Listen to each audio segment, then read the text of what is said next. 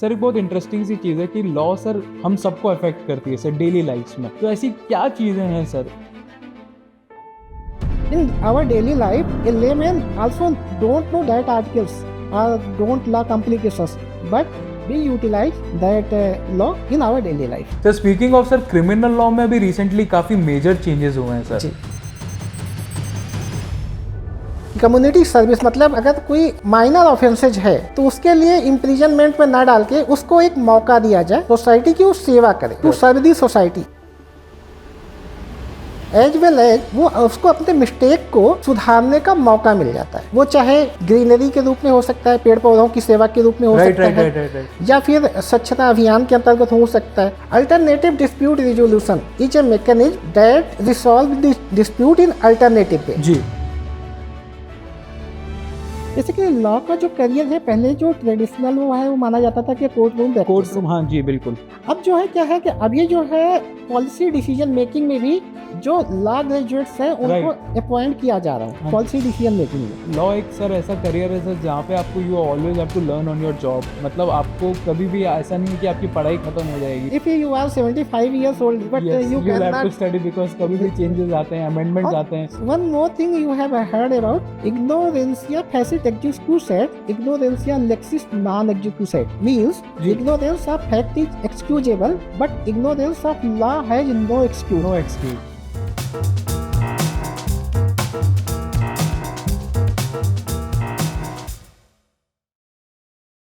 Law doesn't just exist in courtrooms, it shapes the world around us every single day. From business and technology to startups and social media, understanding law is becoming more than important than ever. Joining us today is Professor Ajay Kumar from the Faculty of Law at SPSU as we unpack modern legal education, real world opportunities, and the future of law. Sir, welcome to the podcast. आज का जो podcast है sir वो काफ़ी interesting है because we are talking about law and legal system. Okay, thank you. Sir before we start the podcast I would like to know about your journey. You are from Ayodhya, you spend many years in Delhi NCR region. Sir, how did you start your legal journey? How did you start about the law? Yeah, I basically belong to Ayodhya and I started my journey from Dr. Ram Manohar Lohia Awadh University, Ayodhya with BSc and MSc degree. After that, I completed my LLB and LLM degree from Bir Bahadur Singh Purvanchal University, Jaunpur. And after that, I completed my LLD degree, Doctor of Laws degree from Chaudhary Charan Singh University, Meerut. Presently, I am working as a professor and dean at law in Sir Padam Pat Singhania University, Udaipur. Before that, I have joined many law institutions and university in Delhi NCR region. That is Jalhit College of Law, Greater Noida, HRIT University, Ghaziabad, MBN University, Panvel. So what first inspired you to pursue law as a career, sir? Yeah. किसी ने आपको mentor किया, किसी ने आपको motivate किया जो आपने फिर law as a career choose किया sir? My father is an advocate. अच्छा। And my grandfather is registrar come go in revenue department of Uttar Pradesh. जी अच्छा। That inspired me that how law affects a society at grassroots level as well as administration. So I pursue law as a career. Sir आजकल ना sir बहुत सारे बच्चे BBA LLB का जो programme है वो चूज कर रहे हैं सर। सर ये कितना डिफरेंट है जो एक नॉर्मल लॉ के लिए एक प्रोग्राम होता है, एलएलबी का कोर्स होता है, उससे कितना डिफरेंट है सर? हर्ष, ये बड़ा अच्छा क्वेश्चन आपने पूछा। बेसिकली जो ट्रेडिशनल लॉ प्रोग्राम है दैट इज 3 years प्रोग्राम जी, that is after graduation. Graduation is approximate 3 or 4 years graduation. Then student of LLB that is 3 years. Approximate 6 to 7 years spent in law program. But BA LLB program or BBA LLB program has reduced that time to 5 years only. अच्छा. That is after class 12. Student may opt BBA LLB, BCom LLB or some other stream as per their convenience. And in BBA LLB, student study management subjects, accountancy, economics as well as legal studies. तो overall development हो रहा है एक student का। Right sir. तो वो कल को अगर आगे जाके एज अ कॉर्पोरेट लॉयर या फिर किसी भी लीगल सिस्टम में जाएं तो उनका पूरा ऑलराउंड डेवलपमेंट के साथ वो आगे जाएंगे sir. Definitely the any country economy boost with business. Correct. And sir. BBA LLB program is definitely for that booster. हाँ जी, And student may opt compliance, regulatory compliances in business as well as in management associated. Right. और sir बहुत सारे बच्चे BBA LLB के बाद LLM का course करते हैं सर, वो कितना, वो जो एडवांसमेंट है सर, उससे क्या फायदा होता है बच्चों को? Basically, LLM is an specialization degree जी, that may be either corporate law or constitutional law or international law right, or cyber law. हाँ जी, There are so many specializations. So, if a student want a research and academic journey, जी, then he may opt LLM, LLM program. Right, As well as if he wants any specialized field, right, then that student may also go for further study in LLM program, that is Master of Laws program, postgraduate program. After that, doctorate program which also in law field, that is PhD in law, Doctor of Laws program. जी, जी, जी। तो sir LLM का course यहाँ SPSU में भी है सर? In SPSU, we are providing LLM 2 years program. जी, That is, there are 4 specialization: right. constitutional law, corporate law, criminal law, and intellectual property rights. Sir एक बहुत इंटरेस्टिंग सी चीज़ है कि लॉ सर हम सबको अफेक्ट करती है सर डेली लाइफ्स में, बट सर हमें कहीं ना कहीं एज ए एक लेमैन को वो सब चीज़ें पता नहीं होती है सर। तो ऐसी क्या चीज़ें हैं सर जो हमें अफेक्ट करती हैं और हमें पता भी नहीं है सर उसके बारे में? Very nice, Hers. When we buy a product or avail any service जी, from anywhere, right, then consumer laws applies. Right, सही When बात है, हाँ, when we drive our vehicle on road, then motor vehicle acts as well as traffic rules applicable. सही बात है, जी, So when we sign a rent agreement, contract law applicable. Right, As well as freedom of speech and expression has been provided to all individuals in India. Yes, constitution, Anyone, that is Article 19(1)(a), guaranteed right. Right to life and personal liberty, Article 21. जी, It also provides freedom of right to life and personal liberty. Freedom of religion, Article 25 to 28. Right, Right बात to है। constitutional remedies, Article 32 of Constitution of India. In our daily life, a layman also don't know that articles or don't law complications, but we utilize that law in our daily life. Sir कितनी सही बात है कि मतलब इतनी सारी चीज़ें हमारी रियल लाइफ में अफेक्ट कर रही है सर, और कहीं ना कहीं सबकॉन्शियसली हमें इन सब चीज़ों के बारे में अवेयर भी नहीं है सर। Right.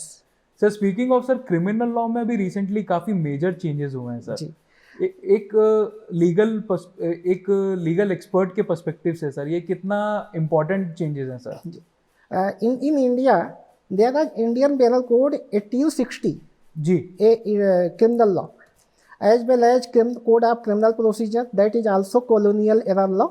जी, Indian Evidence Act 1872. हाँ जी, But in 2023, India replaced that colonial era law to भारतीय न्याय संहिता, भारतीय नागरिक सुरक्षा संहिता, अच्छा, as well as भारतीय साक्ष्य अधिनियम. जी, 3 law has been changed. Change है, And if in this we have covered community crimes, terrorism, and as well as community service as a punishment जी, in these laws. इसमें चेंज, ये नया change आया sir? हाँ, इसमें नया चेंज आया है कि कम्युनिटी सर्विस मतलब अगर कोई माइनर ऑफेंसेज है जी, तो उसके लिए इम्प्रिजनमेंट में ना डाल के उसको एक मौका दिया जाए, सोसाइटी की वो सेवा करे, जी to sir, serve the society, as well as वो उसको अपने मिस्टेक को सुधारने का मौका मिल जाता है.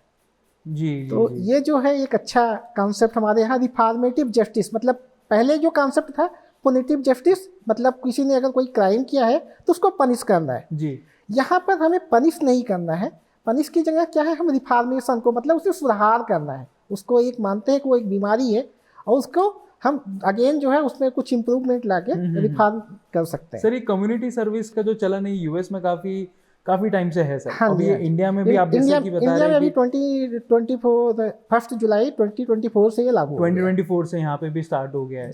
तो सर ये फिलोसॉफी ऑफ इम्प्रिजनमेंट से रिलेटेड सर कितना इम्पोर्टेंट चेंज है सर आपके हिसाब से? जी, देखो इम्प्रिजनमेंट में क्या है कि एक तरह से हम किसी व्यक्ति को एक लिमिटेशन में बांध देते हैं. जी, लेकिन अगर उसी को हमने कहा कि आप जो है कम्युनिटी की सेवा करिए, सोसाइटी की सेवा करिए, वो चाहे ग्रीनरी के रूप में हो सकता है, पेड़ पौधों की सेवा के रूप में हो सकता है, या फिर स्वच्छता अभियान के अंतर्गत हो सकता है, तो ये जो है काफ़ी मेजर चेंजेस भी लेके आएगा मतलब समाज में, as well as democratic development में भी काफ़ी मदद देगा।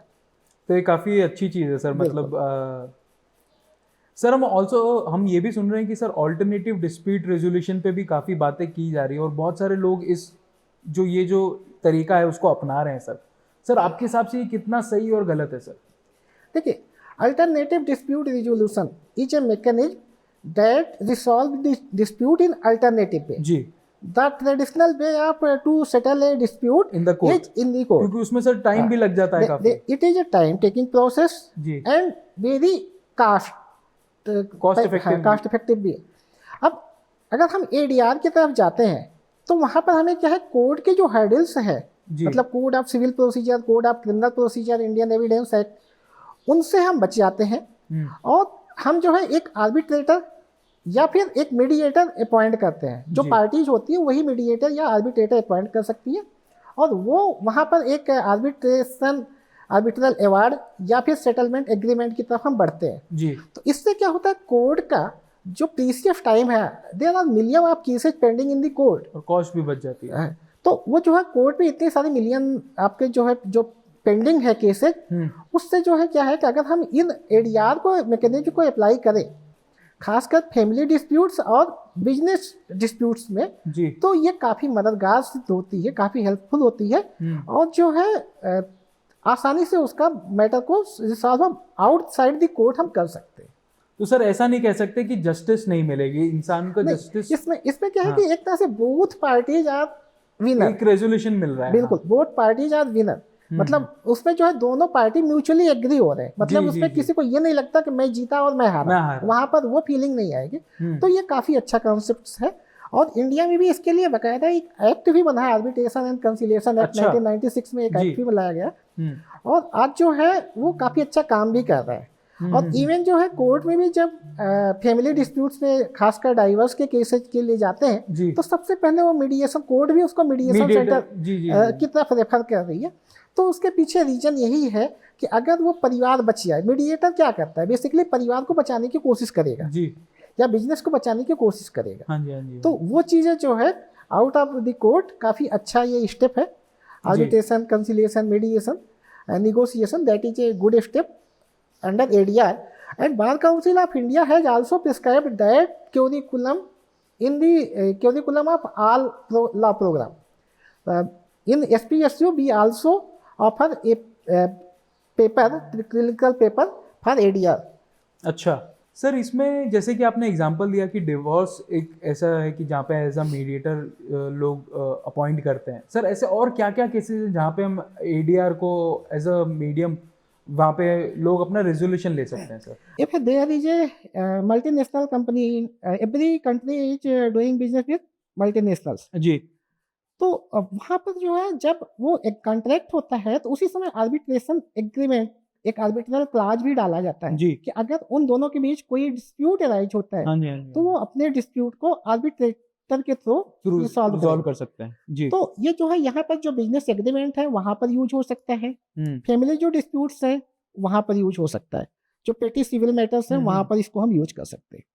तो सर मतलब ऐसा कह सकते हैं कि ADR के थ्रू कोर्ट ऑफ इंडिया का जो बर्डन है वो स्लाइटली तो कम हो सकता है सर? स्लाइटली बहुत ज्यादा कम हुआ है, काफी अच्छा है, मतलब ADR आर्बिट्रेशन इस समय बहुत अच्छा चल रहा है, इवन इंटरनेशनल आर्बिट्रल अवार्ड वगैरह भी बहुत सारे बने हुए इस पर, तो काफी अच्छा काम कर रहा है।